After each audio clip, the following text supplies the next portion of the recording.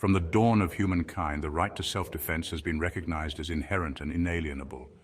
In the earliest days, when humans roamed the earth as hunter-gatherers, survival depended on the ability to protect oneself and one's community from predators and rival groups. This primal instinct to defend oneself is deeply embedded in our DNA. This right is not granted by any government or document. It exists independently of any legal or political system. Governments may acknowledge and protect this right, but they do not create it. It is a fundamental aspect of human existence, predating any formalized laws or institutions. It is endowed by our Creator, woven into the very fabric of our being. Across different cultures and religions, the concept of self-defense is universally recognized. Whether through divine providence or natural evolution, the ability to protect oneself is seen as a sacred duty and a natural right. Natural law, the foundation of our liberties, recognizes that individuals possess an inherent right to protect themselves, their loved ones, and their property from harm. This principle is reflected in the legal traditions of many societies, where self-defense is often considered a justifiable reason for the use of force. This principle transcends time and culture, forming the bedrock upon which societies are built. From the ancient Sumerians to the indigenous tribes of the Americas, the right to self-defense has been a cornerstone of social order and justice. It is a universal truth that resonates across the ages. The right to life, enshrined in the Declaration of Independence, is meaningless without the means to defend it. The Founding Fathers understood that the promise of life, liberty, and the pursuit of happiness could not be fulfilled if individuals were unable to protect themselves from threats. Self-defense is not merely about physical protection. It is about safeguarding our autonomy and freedom. It is about the right to live without fear, to make choices without coercion, and to stand up against those who would seek to harm or control us. When individuals cannot protect themselves, they become vulnerable to oppression and tyranny, both from criminals and from their own government.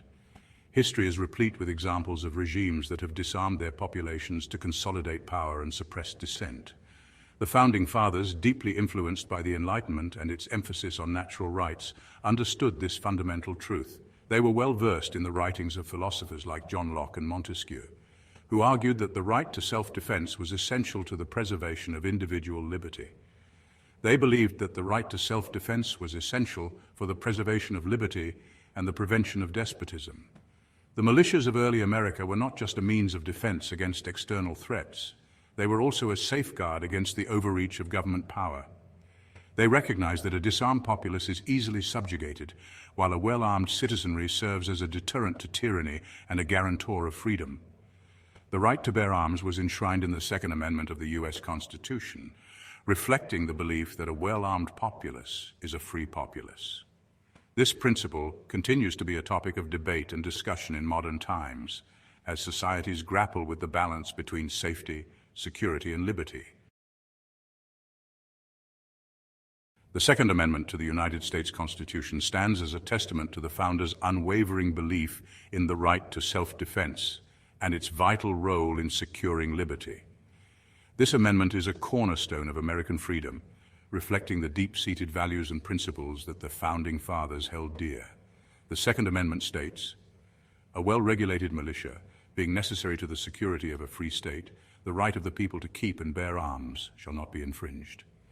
These words have echoed through the centuries, reminding us of the importance of maintaining a balance of power between the government and the people. This powerful declaration is not about hunting or sport shooting. It is about the fundamental right of the people to defend themselves, their families, and their nation.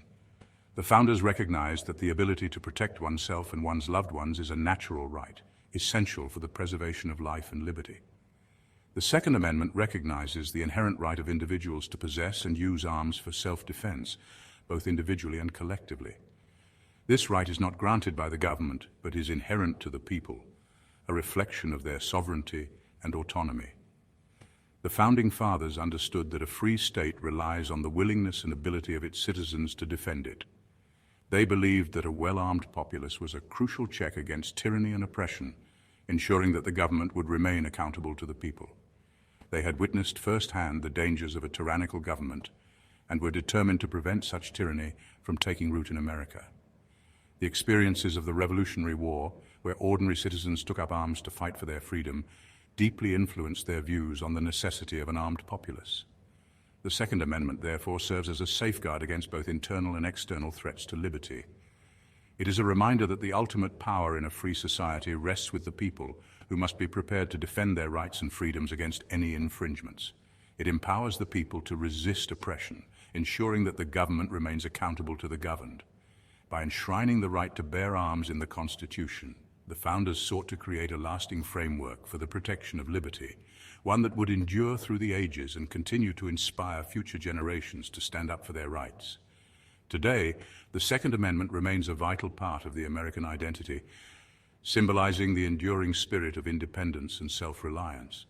It serves as a constant reminder of the sacrifices made by those who came before us, and the ongoing responsibility we have to preserve and protect our freedoms. As we reflect on the significance of the Second Amendment, let us remember that the right to self-defense is not just a historical artifact, but a living principle that continues to shape our nation. It is a testament to the enduring power of liberty and the unyielding resolve of the American people to defend their rights and freedoms at all costs. The Second Amendment did not emerge in a vacuum. It is a product of centuries of legal and philosophical evolution, deeply intertwined with the history and culture of England. It is deeply rooted in English common law and the writings of Enlightenment thinkers who profoundly influenced the Founding Fathers. These thinkers, such as John Locke and Montesquieu, emphasized the importance of individual rights and the need for a populace capable of defending those rights. The English Declaration of Rights of 1689, a landmark document in the history of individual liberty, explicitly recognized the right of Protestant subjects to have arms for their defense. This was a significant moment in the development of the concept of personal armament, as it legally acknowledged the necessity of self-defense against tyranny. This declaration, a direct response to the tyranny of King James II, affirmed the right of the people to bear arms as a bulwark against oppression. King James II's attempts to disarm his subjects were seen as a direct threat to their freedoms, and the Declaration of Rights was a powerful assertion of the people's right to protect themselves. William Blackstone, a renowned English jurist whose commentaries on the laws of England were widely read in colonial America, eloquently articulated the importance of the right to bear arms. His writings were instrumental in shaping the legal landscape of both England and the American colonies. Blackstone considered this right, the natural right of resistance and self-preservation, essential for the defense of one's person, family, and property. He argued that without the ability to defend oneself, all other rights would be meaningless, as they could be easily stripped away by those in power. He argued that the right to arms was one of the absolute rights of individuals, which cannot be taken from him by any power whatsoever. This perspective was revolutionary at the time and laid the groundwork for the American understanding of individual rights. The Founding Fathers, steeped in the writings of Blackstone and other Enlightenment thinkers, recognized the inherent right to bear arms as a fundamental principle of a free society. They believed that an armed populace was essential to the maintenance of liberty and the prevention of tyranny. They drew upon English legal tradition and the lessons of history in drafting the Second Amendment, ensuring that the right to self-defense would be forever enshrined in American law. The Second Amendment was not just a legal provision, it was a statement of the values and principles that the new nation held dear. The Founding Fathers also understood the practical necessity of an armed citizenry. In the early days of the American colonies, local militias were crucial for defense against external threats and maintaining order. These militias were composed of ordinary citizens who brought their own arms to service. During the Revolutionary War, the importance of an armed populace became even more evident.